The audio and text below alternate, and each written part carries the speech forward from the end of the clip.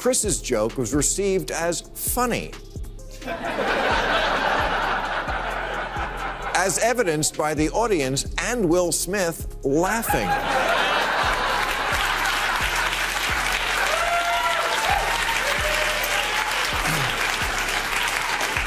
And this is the moment where we got to see a live-action, real-time encapsulation of how cancel culture works. Look at what happens next. Jada shoots her husband a look. Let's slow the tape down to capture this moment. There.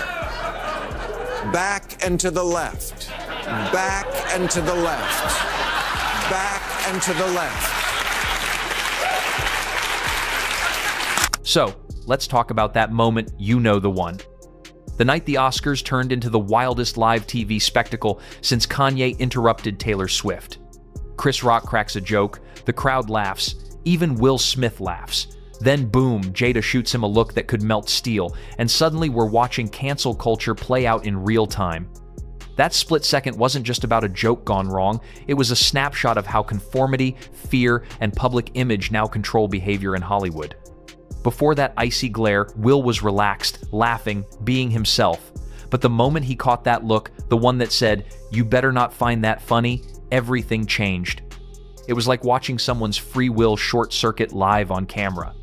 One moment he's laughing with the world, the next he's walking on stage to slap a comedian across the face. That's not bravery or chivalry, it's submission to pressure, to perception, to the fear of not being seen as perfectly woke approved. And that's exactly what Bill Maher pointed out when he revisited the infamous slap.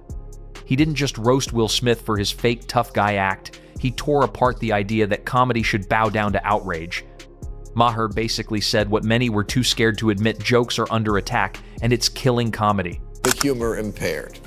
Not that I have anyone particular in mind.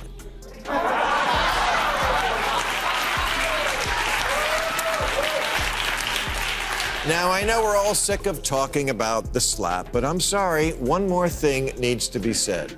Comedians have been under attack for quite some time, and I need to stick up for my tribe. This war on jokes must end.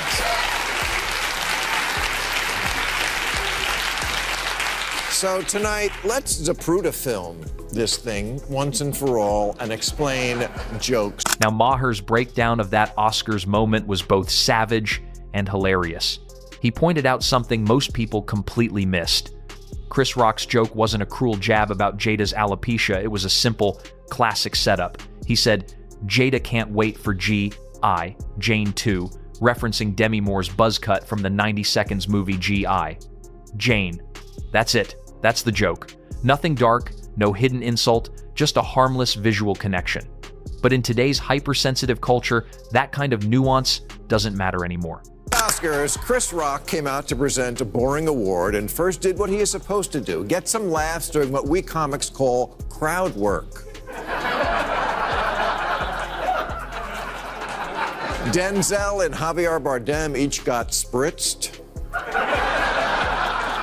And then Chris made what in the business is known as a "some shit is like some other shit" joke. He said to Jada Smith, "Jada can't wait for G.I. Jane 2, recalling the late 90s movie starring Demi Moore.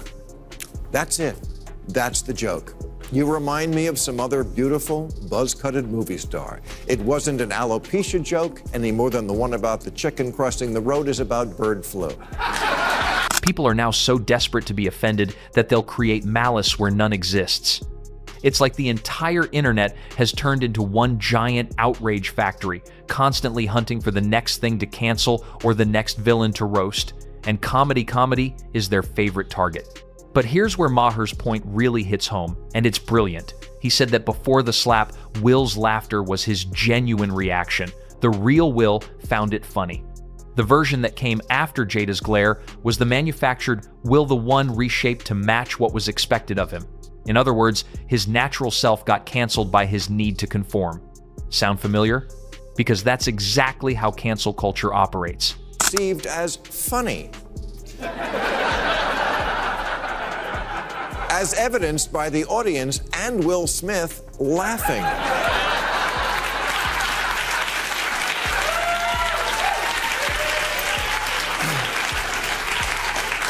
And this is the moment where we got to see a live-action, real-time encapsulation of how cancel culture works.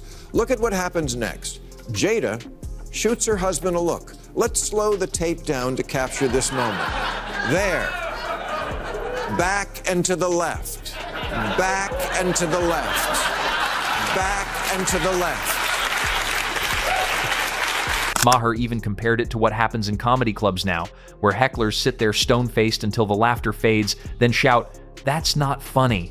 The irony is they're literally proving the comedian's point about hypersensitivity while trying to deny it. Let's be real, Will Smith might have thought he was standing up for his wife, showing the world he's a fierce protector, but that wasn't masculinity. It was insecurity pretending to be courage. True strength isn't about slapping someone on live TV. It's about standing by your genuine reaction, even when it doesn't fit the crowd's narrative. And speaking of authenticity, that's what comedy used to stand for: honesty, raw expression, and pushing boundaries. But now, the woke mob treats jokes like hate crimes. Is laughing because he hasn't yet found out that his original genuine reaction is wrong and that he should conform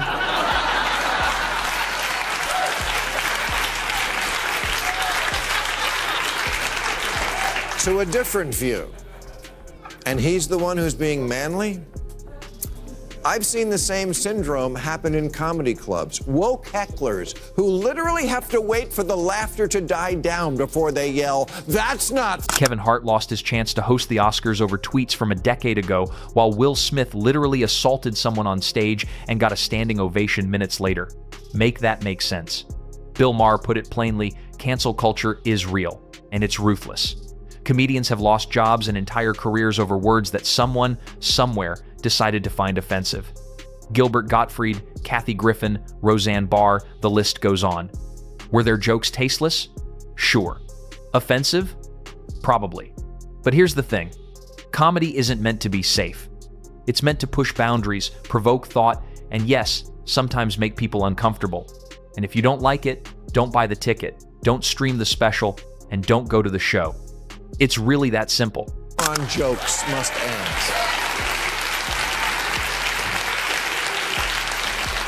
So tonight, let's Zapruder film this thing once and for all and explain jokes to idiots.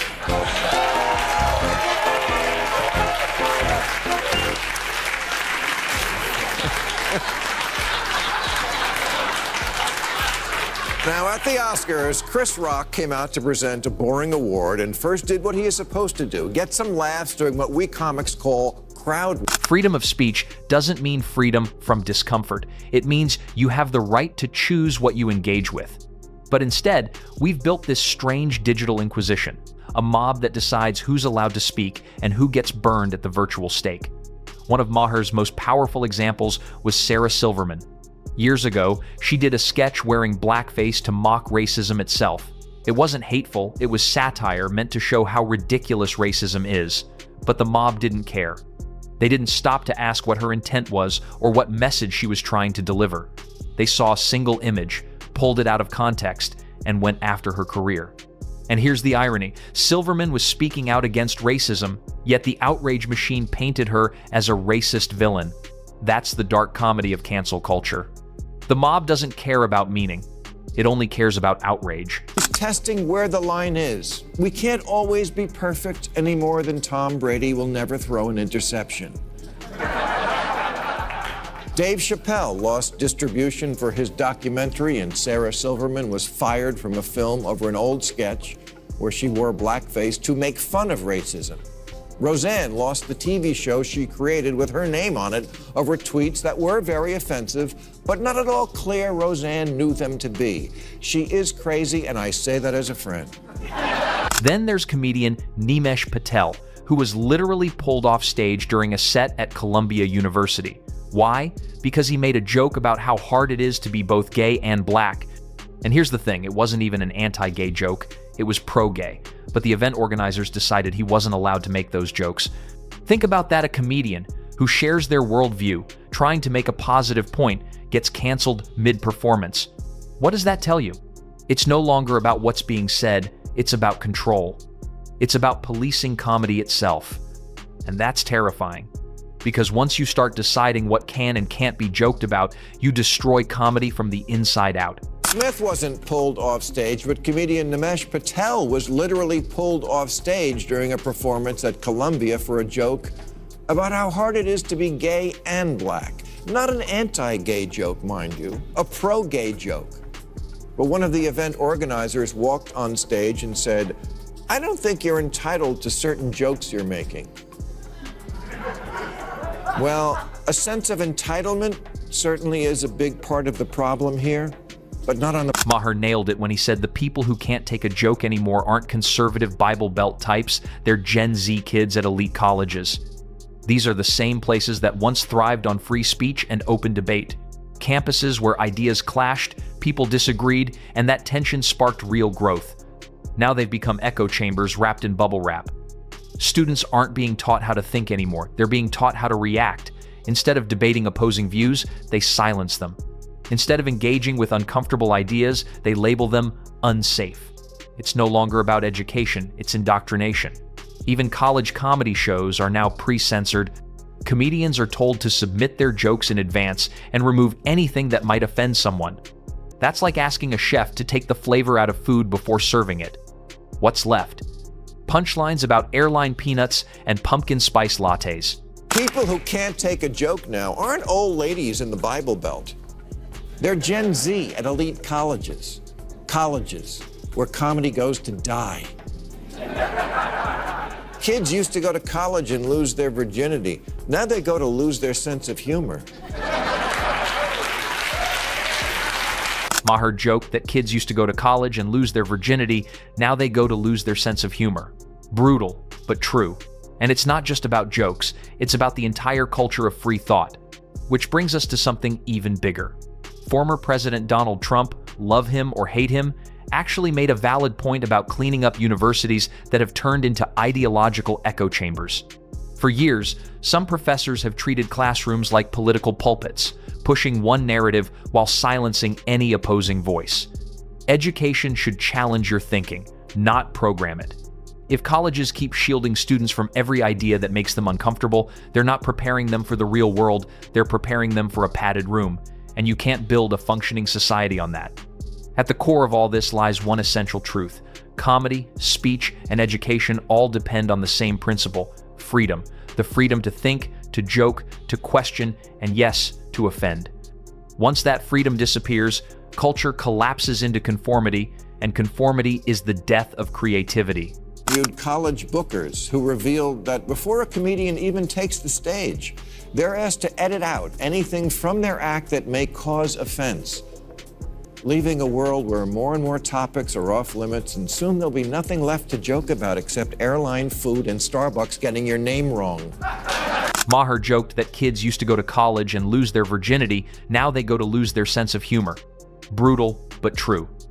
And it's not just about jokes, it's about the entire culture of free thought, which brings us to something even bigger.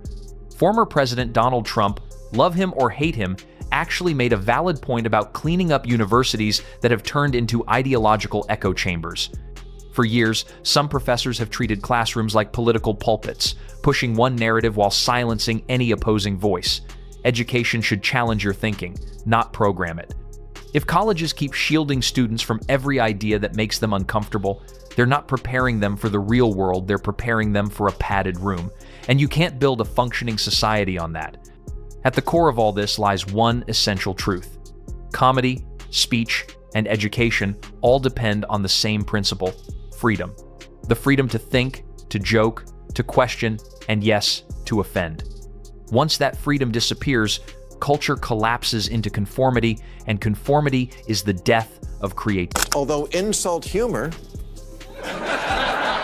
is also a staple of comedy. And in fact, an example of insulting someone's looks was on display that night when Regina Hall said, "We've been dealing with COVID for 2 years. It's been really hard on people." And Amy Schumer said, "Yeah, just look at Timothy Chalamet," and they cut to J.K. Simmons.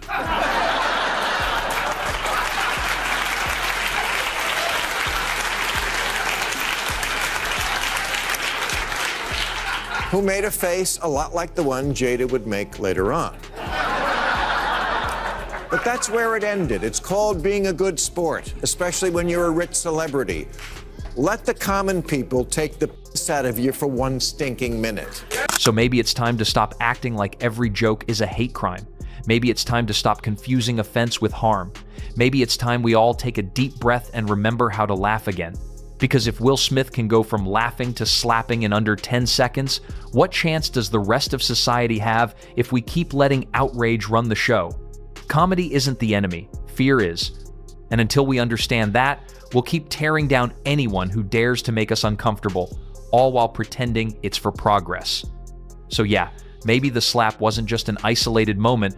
Maybe it was a reflection of everything wrong with our culture today, impulsive, performative, and terrified of judgment. At the end of the day, free speech isn't always pretty. It's messy, awkward, even offensive. But that's what makes it real. That's what makes it powerful. And if we can't handle a few bad jokes along the way, then maybe the problem isn't with comedians, maybe it's with us. Thanks for watching. And if you made it this far, hit that like button, subscribe, and share your thoughts below.